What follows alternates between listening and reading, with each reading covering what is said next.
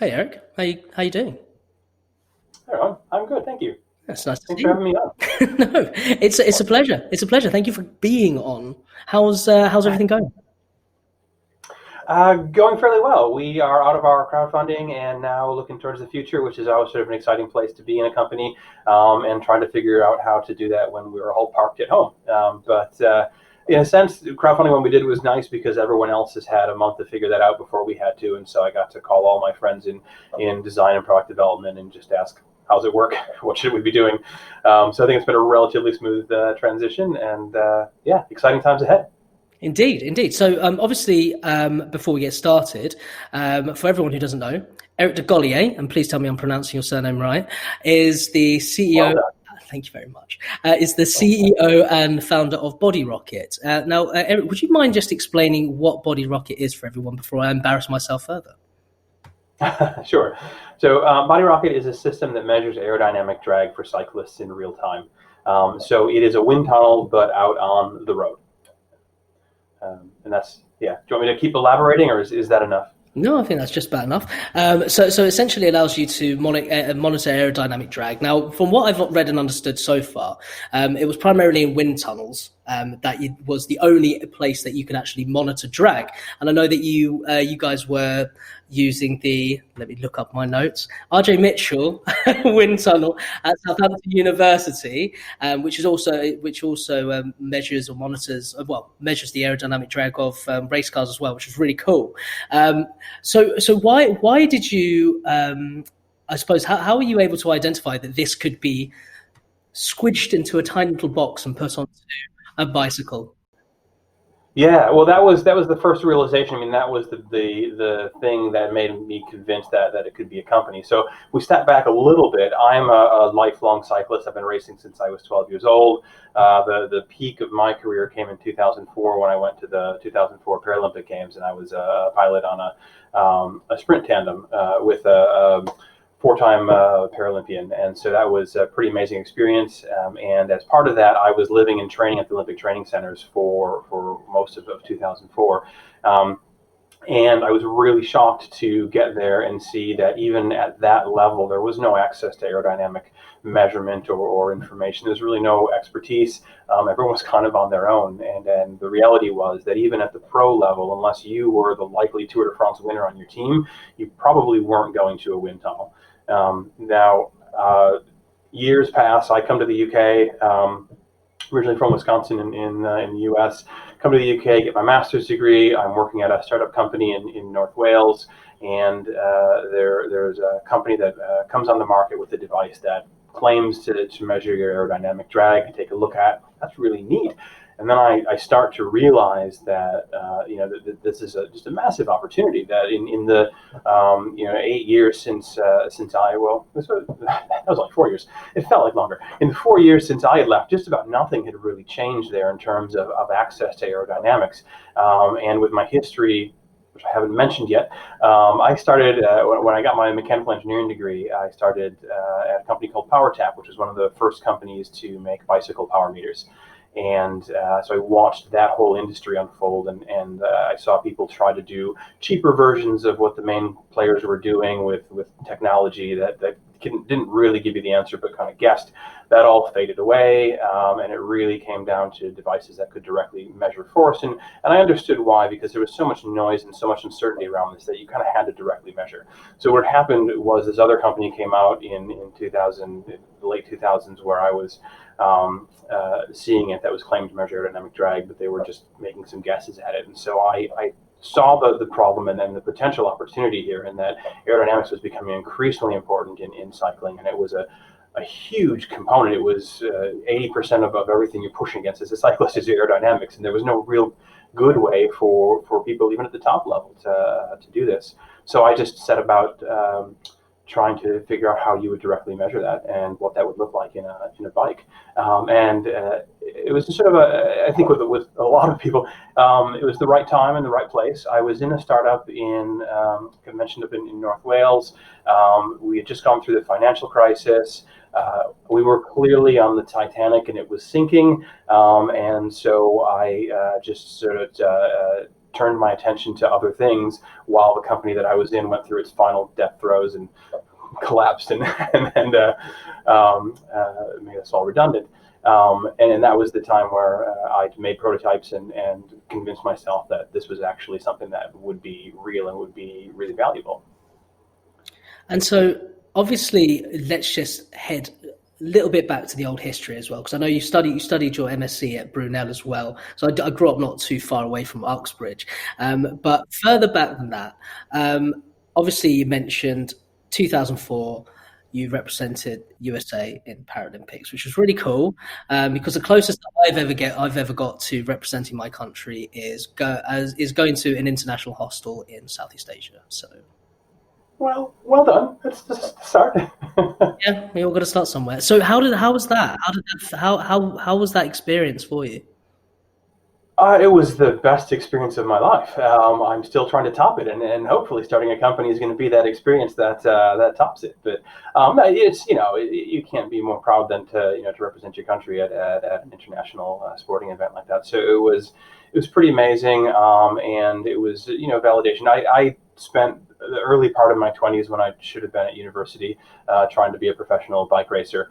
And never really got past kind of regional quality riders. So I went back to university, got my degree in mechanical engineering, and when I did that, I decided that because I was trying to be a Tour de France, kind of endurance kind of cyclist. So I decided, well, I don't have time for that anymore. That's 20-25 hours of training a week, but I could focus on track racing. And so I did. And so in my sort of mid to late 20s, realized that I was actually a really good power sport athlete. And I had spent all of the sort of formative years when somebody might grab you and say, hey, you're a really talented athlete, trying to be an endurance athlete.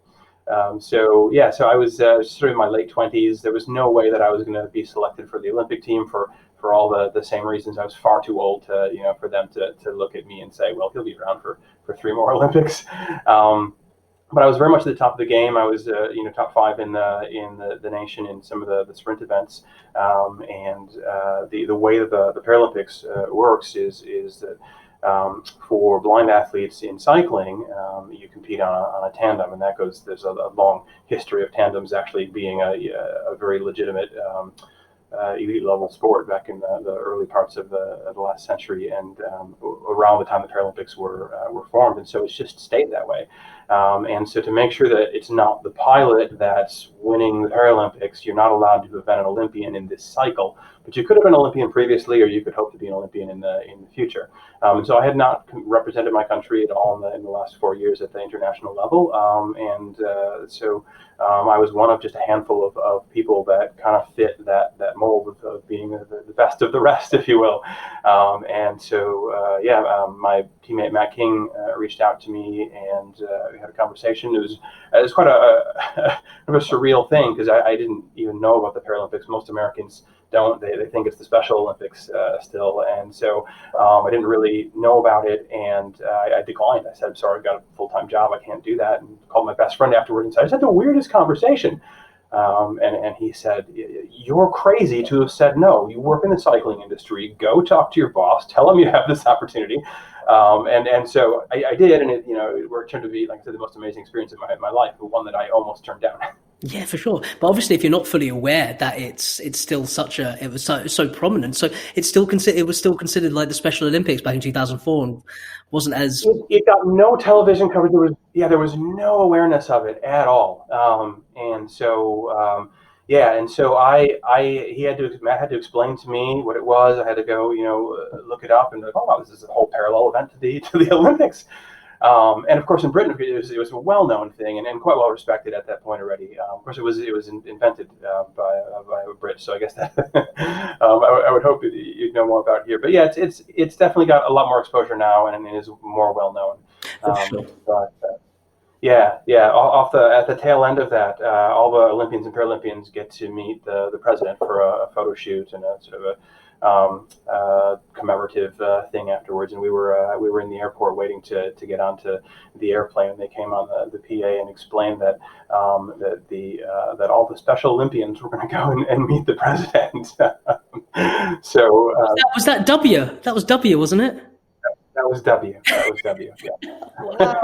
So did you actually meet him then yourself? I didn't. I wasn't a massive fan, and so in hindsight, just because it was the position, it was the presidency, I should have tried to shake his hand. I didn't.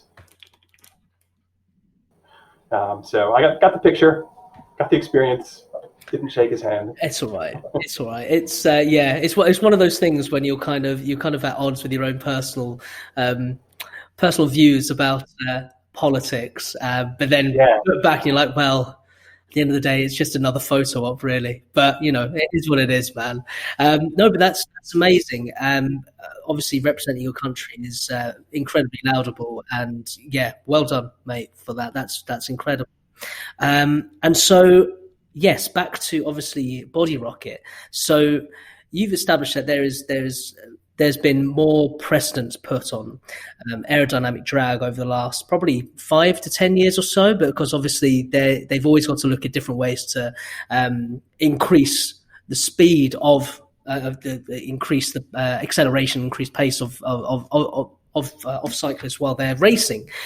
So what other, I suppose, what kind of problems would you be solving other problems are you solving in the market? Because I did notice that two of the areas would be one that cyclists find it's very expensive to go and get yourself tested in a wind tunnel, and two, cyclists often end up forgetting the positioning the exact positioning they're supposed to be in while cycling. Yeah, they don't even know they've forgotten it, but they have definitely forgotten it. Yeah, it's really, really hard to know exactly, what position you're in, and we see it in the wind tunnel.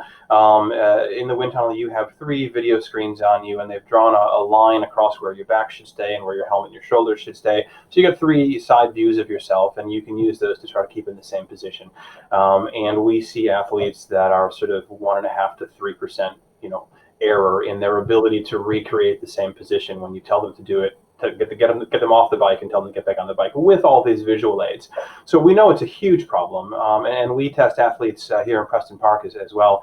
And yeah, I've been doing this long enough and kind of recognize cyclist posture, and I know certainly when someone's left, how they look, and if they look really quick, I'm really proud of that. And you bring them back in 2 weeks later for another session, and you're like, I'm pretty sure they're sitting on the bike the same way they were the last time they came in. We've changed all their positions, and the bike is different, but they've found a way to get back to the same old position because that's what's comfortable for them. So yeah, it's what I realized, and I didn't even start this way, but what I realized is the tools that we have are wrong, and this is something certainly as an entrepreneur, the kind of thing you want to be looking for. A wind tunnel is not the right tool for an athlete. It's the right tool for a car or an airplane because it's a fixed shape. And so I can go in there as an engineer and spend hundreds of hours designing this thing. And it might make sense because I can then make thousands of them afterwards, or tens of thousands of them. And they're all the same and they all function the same. And so, the design, the time in the wind tunnel pays for itself. But then you put someone like a cyclist or a skier or someone on a luge, and you put them in the wind tunnel, and it's this sort of moving target because they're human shaped, they're different. And if I put you on a bike in the wind tunnel, it doesn't tell me a whole lot about me on a bike in the wind tunnel. And so it's a different design problem, and it's the wrong tool. Now we've got a situation where everybody needs to be tested, and then everybody actually needs to be tested a lot, or simply all monitored all the time because they can move around when they're on the bike. And so a wind tunnel, even though it's the gold standard and it's been done amazing things for how quickly cyclists can go, it's just the wrong tool. And so it wasn't where I started. I started just trying to replicate that on the bike, but we're making a tool that is the right tool. Now you can have real-time data, and you can have large data sets that you can start to apply big data algorithms to, and start to look at this in an entirely different way, and the way that you need to look at a shape that's constantly changing and its aerodynamics is constantly on the move. For sure, because obviously it monitors different areas of the cyclist body, or no, hang on, where it's different. You don't have to explain that. Sorry.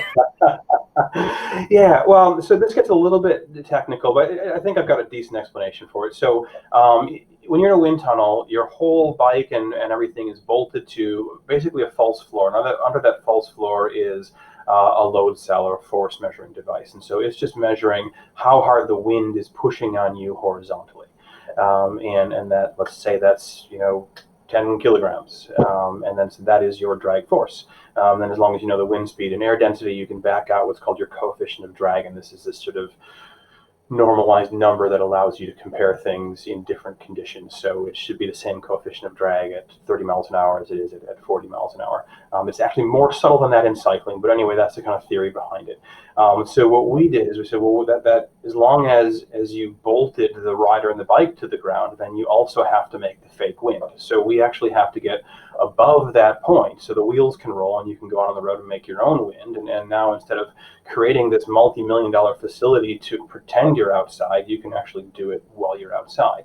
And so the physics of it is that as long as you've got any two things that aren't moving relative to each other, then you can measure the forces between them. That would be an action and an equal and opposite reaction. I'm sure you've heard that phrase before. So we're isolating the cyclist from the bike at the handlebars and the seat post and the pedals, so everywhere they touch the bike. And we're measuring how hard the bike is pushing the rider through the wind.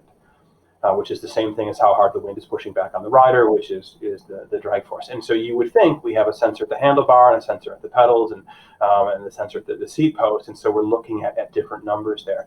But it's a really noisy situation. All we're looking at is when you add all those numbers together, if they equal zero, there's no drag. If they don't equal zero, then there must be a drag force on the bike. And the easiest way to kind of get your head around why that would work is if you stand on a bathroom scale, what would you expect it to tell you?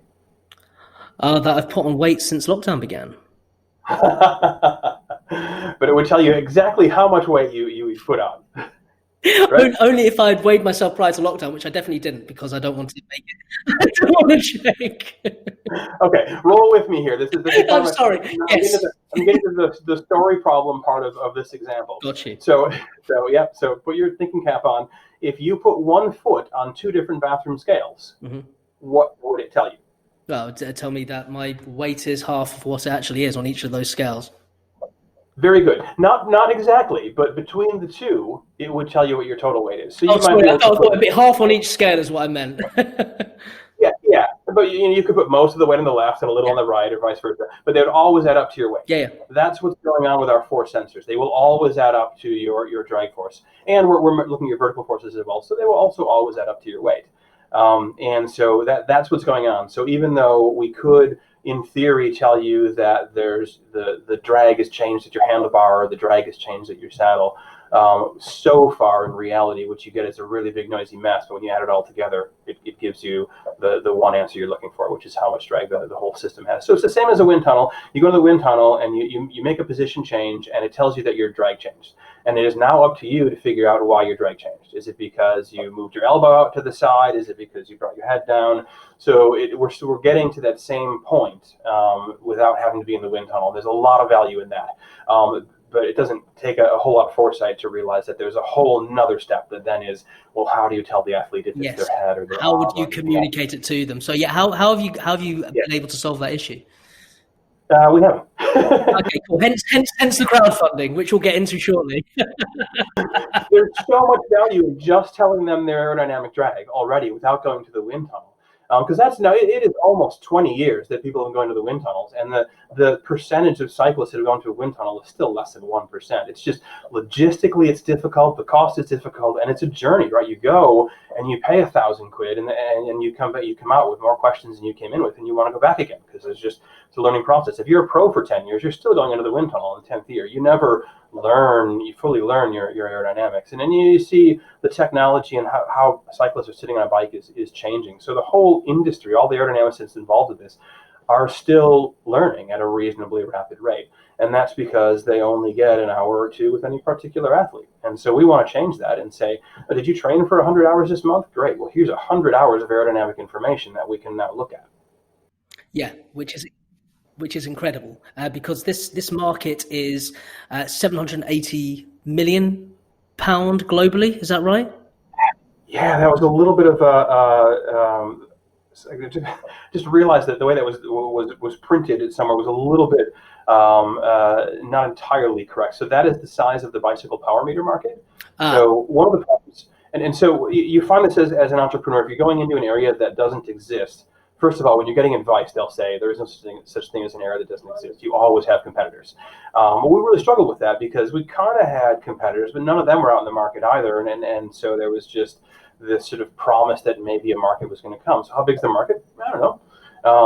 But we do have the power meter market, which is a very similar price point, almost an identical customer profile, and has reached a level of maturity, where it is a successful industry, and that is projected to be 780 million. And so we said, well, that's the size of the closest analog that we have, and so that's what we've been able to go with. And in a sense, we'll be even competing directly with them, because you buy a power meter to help yourself get more powerful and go faster. Yeah. You buy an aerodynamic meter to help yourself get more aerodynamic and go faster. And if you were saying, I'm going to spend 1,000 pounds on this or 1,000 pounds on that, it's a direct competitor. Yeah, no, so, for sure. Yeah, so that's kind of how we go. So it's actually an industry that doesn't exist, but is worth 780 million. Yeah, exactly, and it's possibly worth even more as well. And so in terms of sorry, go on. Honestly, yes, we think it is, because you're also going to make a decision about buying an aerodynamic bike, which is like a 2.3 billion pound industry or something. So yeah, so it's one of those things where I think we've tended to actually go conservative. And certainly my experience in being in a few startups before this was I saw the management team get involved in sort of spinning tall tales that they then had to keep up with their investors. And I just saw that, and I'm like, I don't ever want to be that person. So we try to be a bit conservative and make promises that we can deliver on. I mean, it is still really hard. When you're making a new technology, trying to predict how long it's going to take and how much it's going to cost is tough. But we try to be conservative on that. No, I think that's wise. I mean, over delivering is always a hell of a lot better than under delivering, and it always bodes well for your investors. And so, for the application of Body Rocket, would that be unilaterally road bikes and track bikes, or would you be able to apply? Well, actually, I know the answer to this because you're looking at gravity sports as well, aren't you? Oh yeah, we are. Oh, there's some fun stuff going on there. Well, cool. Yeah, so the technology and our intellectual property and stuff goes across a whole range of different sports. Skiing and cycling are the two that are commercially viable. But yeah, really keen to get involved in things like bobsled and luge, and even maybe things like speed skating in the future. So we're having some conversations in that area and taking a look at things.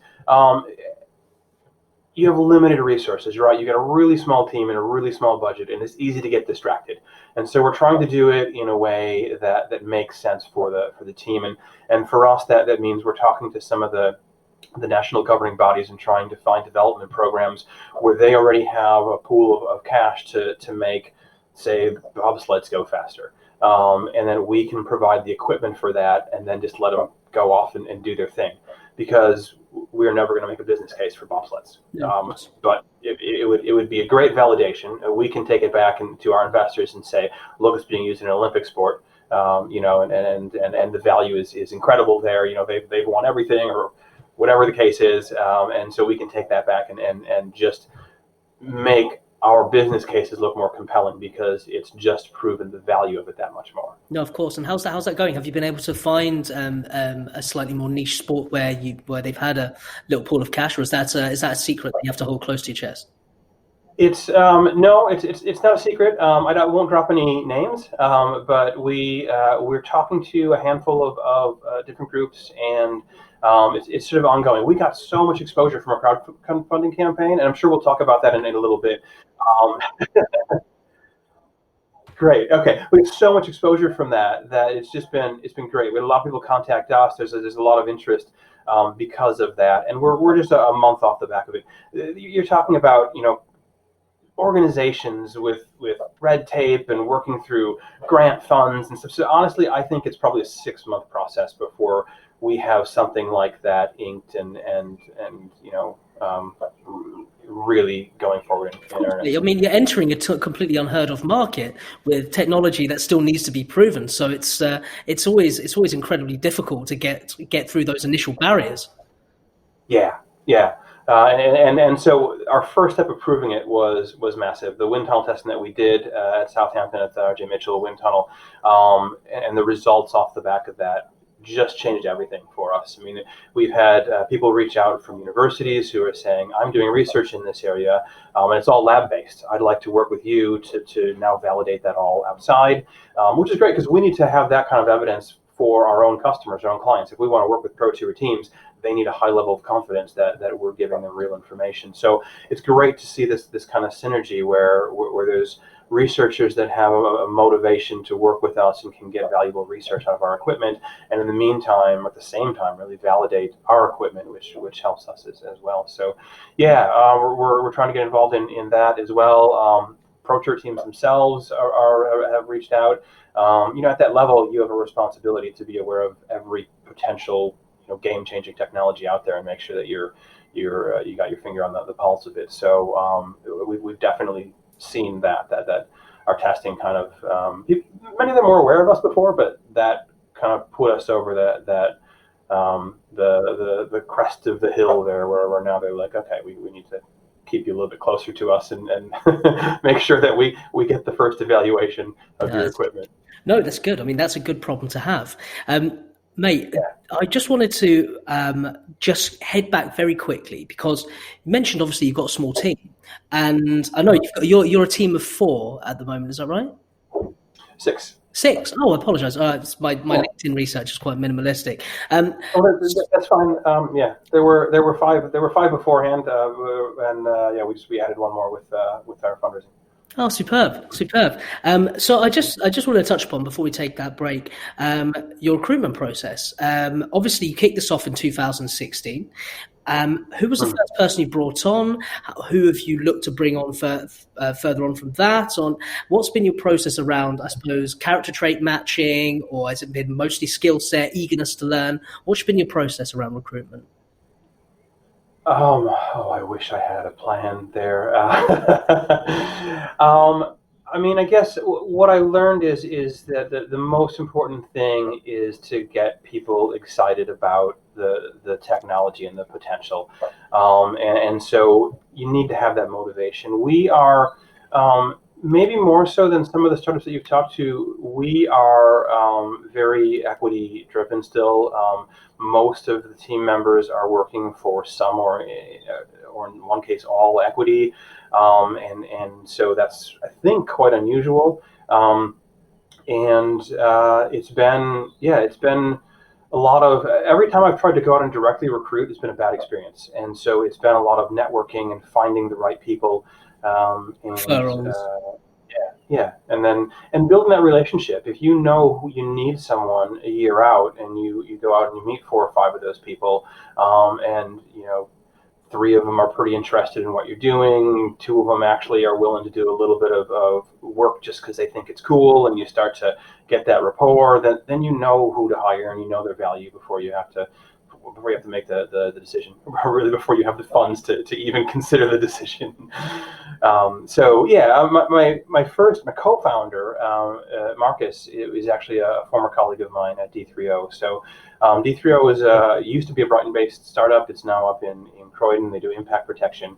And I joined there in 2011 as head of design, and then went on to become their head of innovation. So very much around the product and the materials and stuff. And the chief commercial officer there was a guy named Marcus Honig, and he had come in when the company was making $500,000 a year or whatever, and turned it into I think it was around 20 million when he left.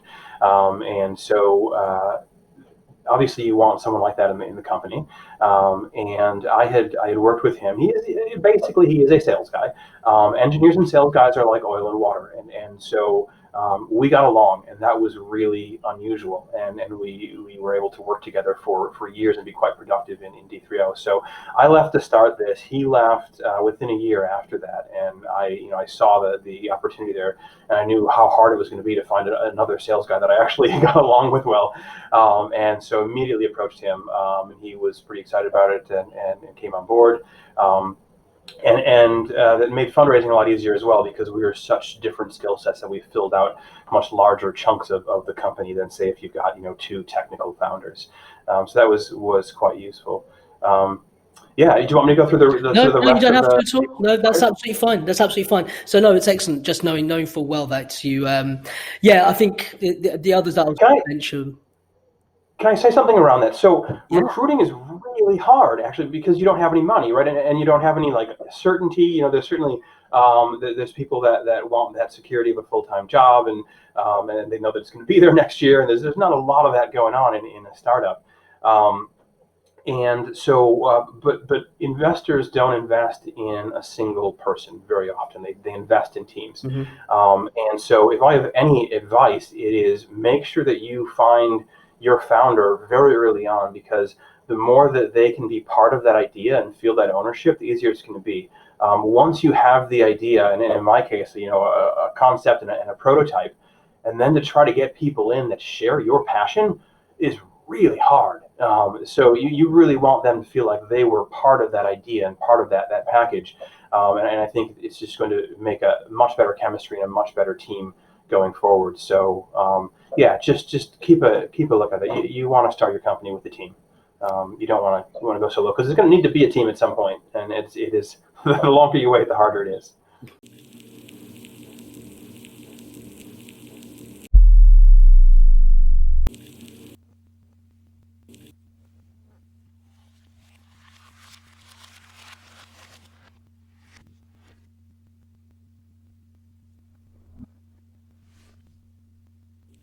So yeah, we are just speaking in the intermission there, Eric. You were mentioning that you had sought out some angel investment, I imagine, for this initial stage of research and development, right?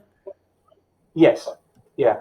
I mean, yeah. If I can go back a little bit, I had actually parked it. I'd looked for investment and hadn't successfully done that, and then I had gone back and taken the job at did I mention D3O, or is that with you privately? Anyway, I was You did looking with at. Marcus. Okay, yes. So I taken that job, and this had just become a nights and weekends thing, then the patent issued in the U.S., so I have issued patents in the U.K. and then the U.S., and so I was like, oh God, I need to just stop this or take it seriously. There had been a market growing. There were several of these other aerodynamic devices in the market that used this same method I'd mentioned that I didn't believe was ever going to make it, but they were out there. And the thing that really triggered it for me was that one of the biggest players in the market, Garmin, bought one of these other companies. And that was the point where I was pretty confident that the people that I had been trying to talk to and get excited for years, literally, that they would now realize this was going to be a market. And that actually happened. So people that I had talked to 2 or 3 years ago would be calling up and, Eric, so what's that thing that you're working on again? Can you tell me about that? Like, where were you years ago? So it was dormant for quite a while, and then basically the industry was ready for it. So we had Garmin coming in, buying one of the big players. Everyone else, especially in the power meter space, where this would be a bit of a threat, was like, oh boy, we should really, we should consider how we're going to get into that. And so that got some interest, and ultimately around the same time, we had caught the attention of a prominent engineer in that space who was interested enough. He'd actually flown over to the UK from Italy to take a look at what we're doing. And off the back of that, introduced us to an investor from a previous startup that he'd been in. That person became our first investor. And allowed us to hire our first employees. At that point, we had solved a lot of the mechanical issues because I'm a mechanical engineer and I can do those things, and the electronics were really holding us back. So we were able to bring in an electronic engineer and solve the rest of the issues around there. And then we actually raised one more time after that, where that investor, he'd set it up in trenches. So we needed to get past the point where we proved that the sensor that we needed to design worked. So we did that. And then he came back in for a second round and brought in another investor with him. And we needed to get past the next phase, which was to show that it worked in the wind tunnel. And so we did that. We did that in December. And as we were getting ready for that third phase, where we needed to bring in some additional investors, to start with, we are terrible at promoting ourselves. We've been around for 2 years. Nobody knew about us. We just kind of did our thing and carried on. And then somebody got a hold of the results that we had sent out to our very small email list of people who were interested in us, and tweeted it. and it kind of took off. And so that was the point where we thought maybe we're ready for crowdfunding, because we had thought about it multiple times and just thought, well, we're terrible. Nobody in the team is good on social media. We're just not good at promoting ourselves. Before we get onto crowdfunding, sorry to interject. Obviously, Okay. the angel investors that you brought on, it was primarily just through your network and obviously through referrals and identifying other people. There wasn't any process that you went about trying to find additional investment prior to crowdfunding. No, it was just angel investors. So we had tried going through angel networks and pitching events, and it became really clear that the environment here in the UK is either you're a software startup that's saying you're going to make hundreds of millions, or you're a company that already has a revenue stream. And if you don't fit one of those two boxes, good luck. And maybe I'm wrong, but it's very much been our experience to the point where we just didn't bother with anything else. And so our angel investor is very familiar with the cycling space, and his whole investment strategy is around sports technology. Mm-hmm. And so he was just sort of the right person. And we had gotten some good advice along the way as well from the original founder of North Face, who we'd been fortunate enough to get a call with. And he'd said, in the situation you're in, you've got a very particular type of investor. They're going to need to have a very high risk profile because you're pre-revenue, and they're going to need to understand the space, and they're probably going to need to be very close to you because they want to be able to drive over and talk to you when things are going wrong. And he said, anyone will talk to you, but you don't have enough time to talk to all those people. So make sure that you've identified the profile of your investor, and you're talking to people that are actually likely to be your investor, or you're going to spend waste your time and a lot of other people's time, talking to angels that are, maybe their experience is in retail, and they might think it's interesting, but they don't have the confidence because they don't understand your business model. And so we really did start to focus, and I think that helped. And then we did this very fortuitous introduction was also part of the final bit. But understanding who would actually invest in us was huge in terms of spending the right amount of time looking for an investor. No, of course, and there's got to be a certain element of not only just character trait matching, but as you said quite rightly, their vested interest in the industry itself, as well as having a hands-on approach. And obviously both of those you've been able to find, which is fantastic. And it's quite difficult to get that. Oftentimes you will come across an angel investor who will just be asking for an exit strategy in a few years. And although you should have some kind of potential idea, obviously if you're pre-revenue without a prototype in place, or at least with an early stage prototype in place, it's going to be quite difficult to start thinking about that exit strategy. You've got to sell something first. Yeah, and there's totally a place for those investors that are just asking for your exit strategy. They are not your first investor, and they will never be your first investor. So take their name and mark them down to call back later when you're having a little more success, but don't waste a whole lot of time chasing them now, because until you have revenue, you need someone who can look at your product and go, oh yeah, I get it. And if they don't have that first reaction, keep looking, because they're going to dump a big chunk of money into you. And if they don't inherently understand why that's valuable, and you don't have a revenue stream, good luck. Exactly. And they've also got to be able to provide a little bit of mentorship as well, to be able to guide you in the right direction when you're going wrong. Especially as you said earlier, that you guys haven't been superb at being able to market yourself. Is that something that Marcus has been able to step in and help you guys out with, presumably? No. Shall I cut that bit out? No. So yeah, Marcus is really good at commercializing technologies, but that's a very different thing than having a massive following on Twitter, right? It's about relationships and contacts. And to be honest, he's totally stepped out of his comfort zone for us as well, right? We don't have a product. He's not selling a product. He's helping us raise money, and it's uncomfortable and a new learning experience for him, but it's close enough to what he's done that it's quite good. And he comes with just great credibility because he has had quite a bit of success in sales. But the whole idea of self-promotion and marketing ourselves online, we are old. Sorry. We're both we're the sort of three main the management team in the company are all in their 40s and 50s, which is kind of unusual in that most people at that point in their lives can't really afford to take a massive gamble and not get paid money or much money for a few years to start a company, which is why startups are generally full of young people. The trade-off is you get some very, very senior people with great experience, and so if you can do it, I would recommend it. No, for sure.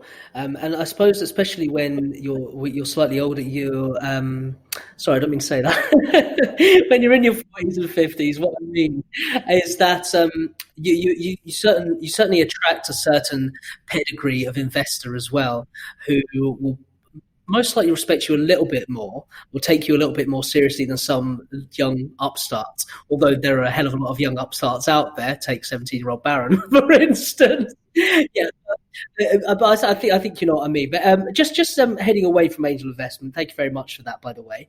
What I wanted to mention as well, prior to talking about CrowdCube and your crowdfunding campaign, was Sprint, because obviously as a result of applying to Sprint, you've been able to have access to University of Southampton's unparalleled resources. And for anyone who isn't familiar with Sprint, and I'm sure Eric will divulge more information about it very shortly, it stands for the Space Research and Innovative Network for Technology. Don't forget that one, Rowan. Hence the I'm glad you wrote that down, because my mind was just churning there going, oh, what is it again? What is it? Oh, don't worry about that at all, man. I need to know that. I need to look as if I know what I'm doing.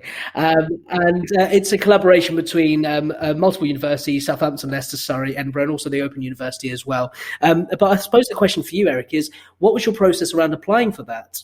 And was there anything else you could have done? I hate to disappoint anyone, but dumb luck. I honestly, I must have had a little more time in the day than I normally do, and I replied to an email that didn't seem like it was worth replying to. I got just a sort of cold call email that said, hey, we'd like you to apply for the space research program.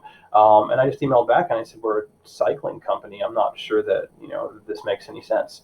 And they were nice enough to come back and say, well, it's for companies in the space industry, but it's also for companies that are commercializing technology that's been developed for space.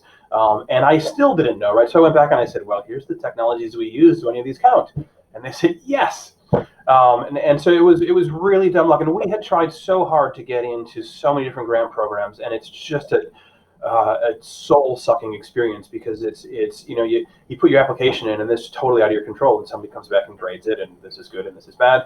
And it kind of goes back to you're absolutely right. Having an experienced team definitely helps with investors, and it did in the last round in the crowdfunding raise. And so we had sort of the opposite problem in raising funds with grants, is that we just couldn't prove the size of the market to their liking. And we work in the Digital Catapult Center in Brighton, the Fuse Box, and one of the other companies that works there had successfully gotten an Innovate UK Smart Grant. And they were nice enough to let us look at their grant application, and they did nothing to justify the size of the market, because it was construction, and people just know construction is it's massive. And so we had done all this to justify the cycling industry, and then we're told you didn't do enough to justify the size of the industry. So it was. I guess what we learned from that was that at least we're weird, right? The government isn't going to focus on sports technology as one of their verticals of things that the UK can be internationally competitive in, and so it's hard for us to fit into a lot of the programs that they're trying to fund and promote within the UK. So we've had much better luck just going for things that are a bit more specific. And while we stumbled into Sprint, we fit into it really well, and the process was really smooth and straightforward. And so I would encourage people to spend some time looking for these more specialist niche things. We spent a lot of time looking for commercial incubators as well. Companies like Cisco was one of the ones that we talked to that are putting quite a bit of money into helping incubate startups.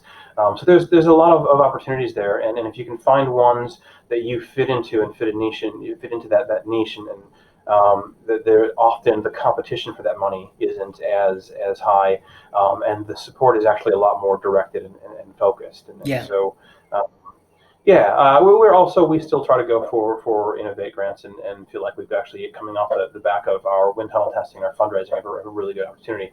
But I would recommend people to look for the smaller stuff that's kind of focused in their area as well. No, for sure, because again, it's always more specialist, and as you quite rightly said, it's more focused, and getting that kind of focused attention is akin to having a mentor, which has been amazing. I imagine, which obviously really helps. I suppose that hasn't been a question that's cropped up yet. Just before we jump onto crowdfunding, have you ever do you personally have a mentor? Do you often use your existing network, or have you? Has it been a process around you as a founder having a specific mentor? This is probably not one of my strengths. I have some favorite mentors through my career as an engineer and a designer, but I lost my cycling network a lot when I moved from the U.S. to the U.K. So I was a elite level cyclist in the U.K., worked in the U.S., worked in the industry, had a lot of contacts around there. None of them could really help me a whole lot when I tried to start a company in the UK, and so I did have to kind of start from scratch, and it's been quite a learning experience. And this is you referenced Baron and your ARNav podcast that you did. I liked his attitude towards this, and he's absolutely correct. You just need to reach out to everyone, and there is this supportive network around startups, and founders will definitely talk to other founders. Write a 10-page white paper about how to solve issues within the existing AR navigation market whilst you're only 14 years old. Yeah. Well, that was a little exceptional, but the rest rang true for all the rest of us. Reach out to people. I've found that in terms of entrepreneurship, you can get a lot of advice. Where I've struggled is that we're doing a really, really technical thing, and we need some really, really niche technical expertise. Those people are less likely to answer your phone call and say, sure, I'll spend half an hour for free. They're more likely to send you an email and say, here's my rates. So it doesn't work everywhere. But yeah, use it where you can. And if you can't afford the rates, just keep looking, because there's other people out there, and you will probably find someone with a big heart who can help you along the way. But you can't say that enough. And I just, it's taken me years, decades to learn that. But it really is not what you know, it's who you know. And I'm terrible. I used to be terrible at networking, and I'd force myself to go to a networking event, and I'd hate it the whole time. And at the end of the week, I'd look back and go, that was the most valuable day of my week, because I found someone who just solved the problem that would have taken me months to figure out, because I would have had to educate myself how to write in a particular language, and then get some stuff done. And they just sent me to a friend who did it as a favor, and boom. Always have the conversation and network. Maybe you can overdo it, but I've never gotten even close to overdoing it. It always seems to be worth it. No, it definitely is. It definitely is. And it was a similar conversation that I was having with Bruce Panneman, who's the co-founder of StalkCard, which is a joint debit account that focuses on helping parents deal with the financial shock of having children.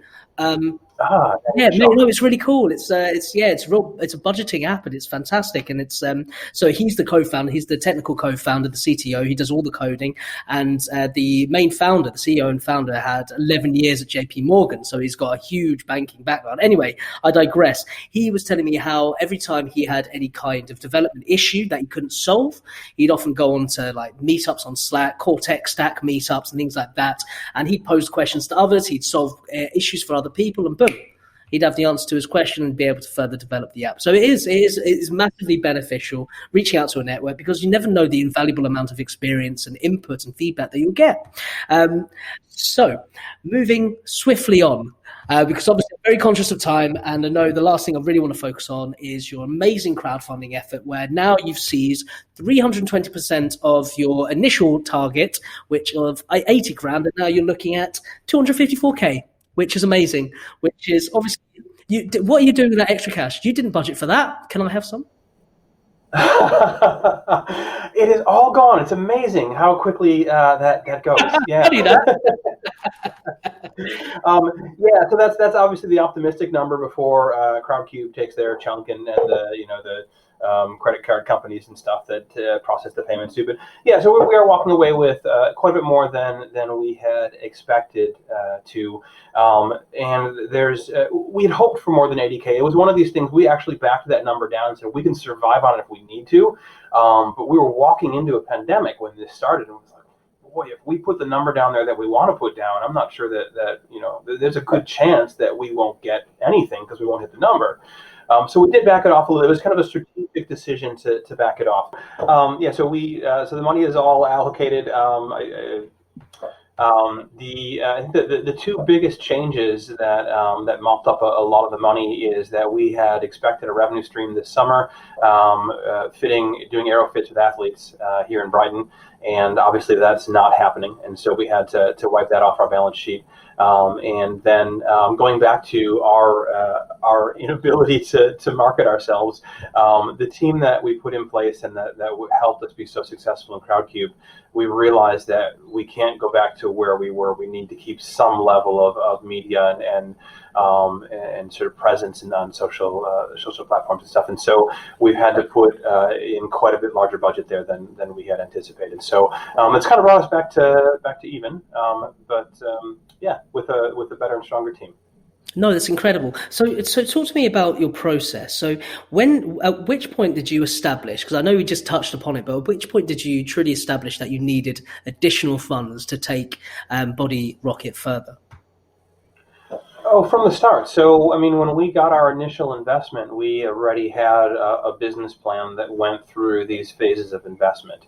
Obviously, it was all wrong, and we had to redo it at each phase. And as you would imagine, we had to ask for more each phase than we had originally projected, because as you go through and develop your product and learn all the expenses of a business, unless you started a business, and then you can sort of foresee all these things outside of I mean, as for me, it was a product design, right? So I budgeted for all the product design and just sort of ignored a lot of the rest.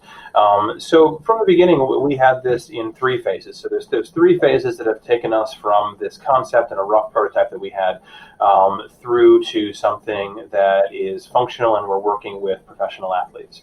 And then the fourth step in that is to raise some more money to take that to a consumer product. Okay. So yeah, from the beginning. No, that's fine.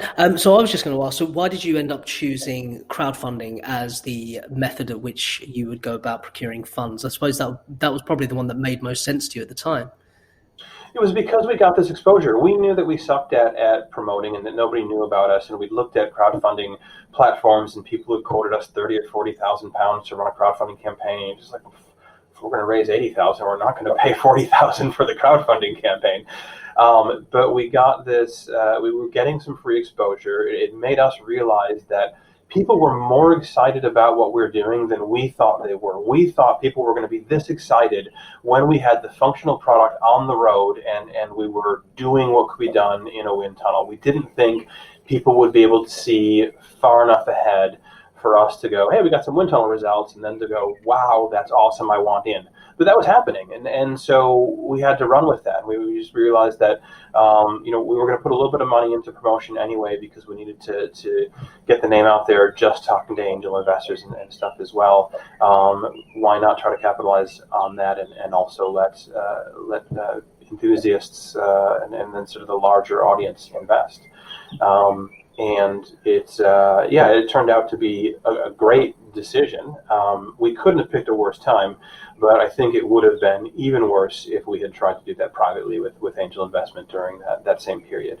Of course, it would have been an incredibly stagnated process, which obviously you're able to identify a huge amount of, as you quite rightly said, enthusiasts from around the world. Have they primarily been enthusiasts from the UK, or has it actually been kind of like a global investment? Yeah, it is mostly UK. CrowdCube and Cedars are both UK-based companies. CrowdCube down in Exeter, I think. Yeah.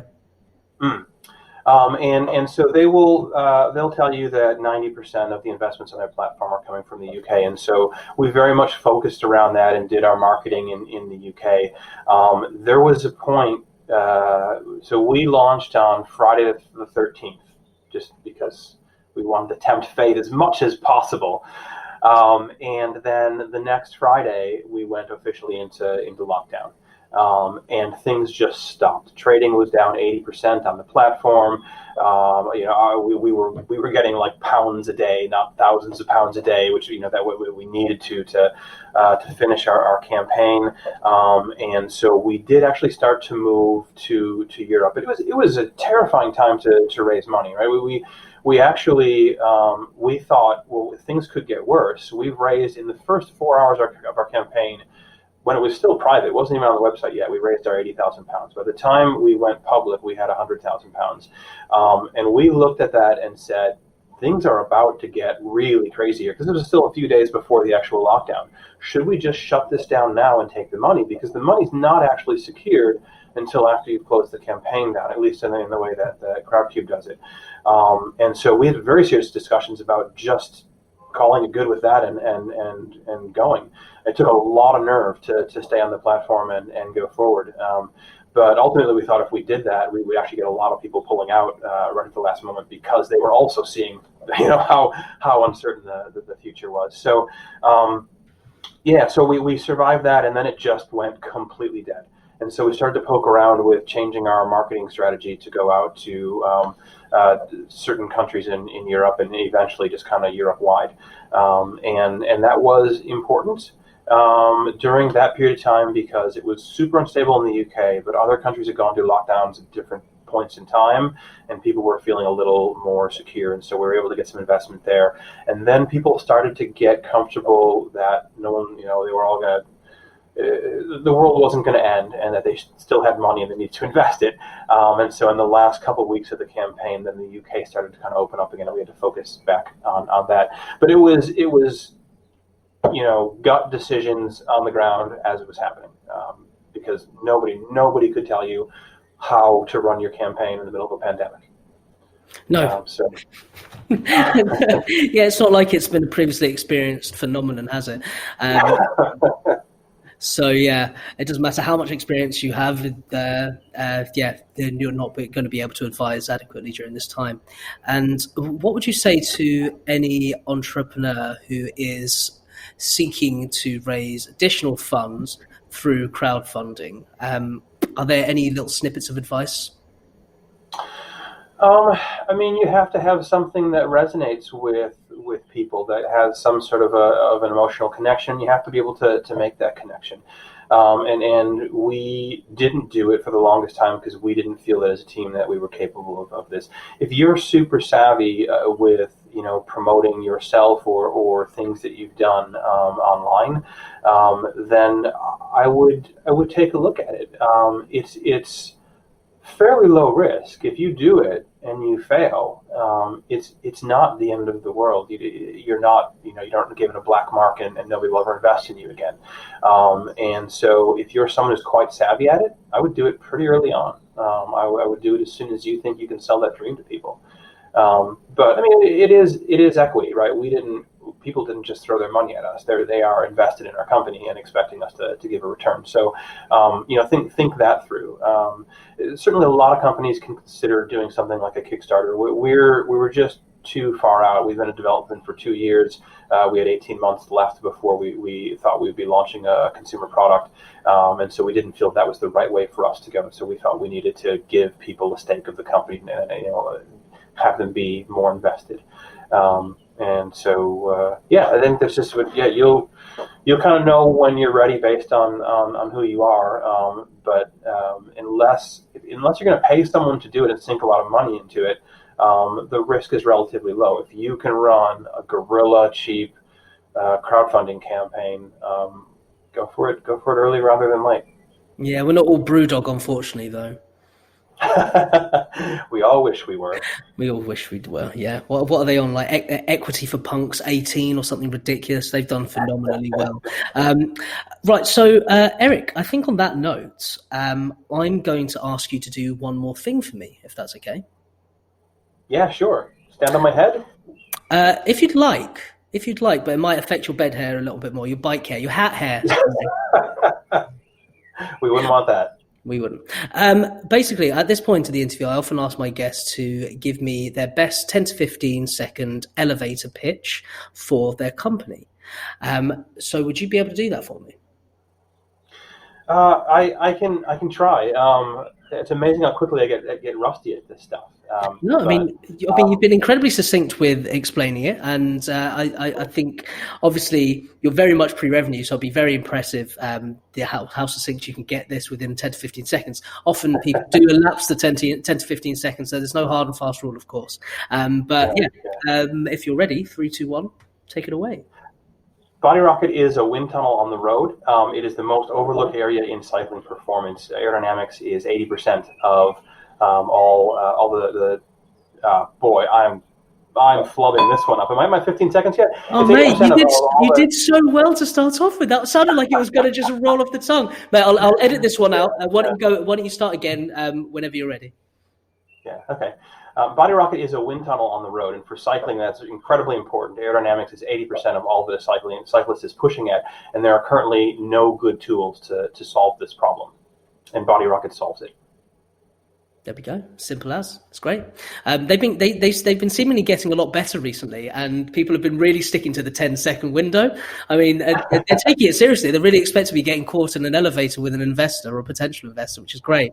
It's a really important thing, and I'm shocked at how quickly I get rusty at my 15-second elevator pitch. But if you can't explain your idea quickly and succinctly, you're going to miss a lot of opportunities, and so it's a really important thing.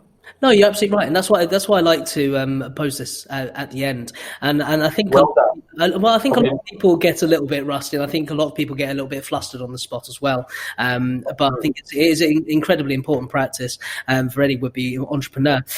So yeah, thank you so much for coming on the show, Eric. It was a real pleasure to meet you, a real pleasure to hear the amazing success you've had in terms of your crowdfunding campaign so far, and the massive waves you're going to be making in the cycling industry moving forward. Not just the cycling industry, skiing as well. I mean, there's so many applications that are going to be.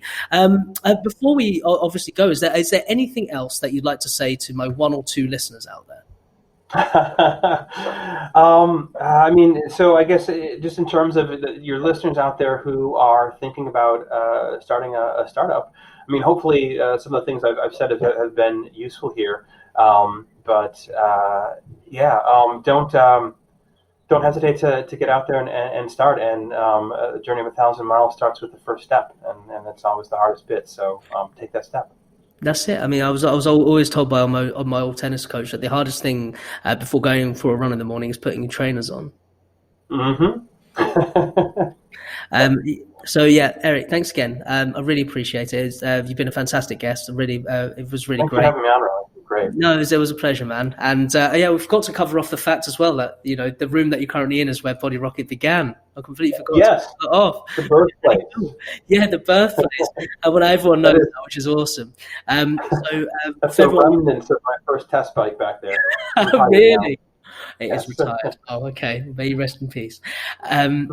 So yeah, thank you everyone for listening. I really appreciate it. Join me next time when I'll be joined by Nina Clark from Night Tire, which is a pajama brand focused specifically on when you sleep, like pretty much all pajamas. But she really goes deep into sleep. I mean, it's cool as hell. So join me for then and jump back in for some real time advice.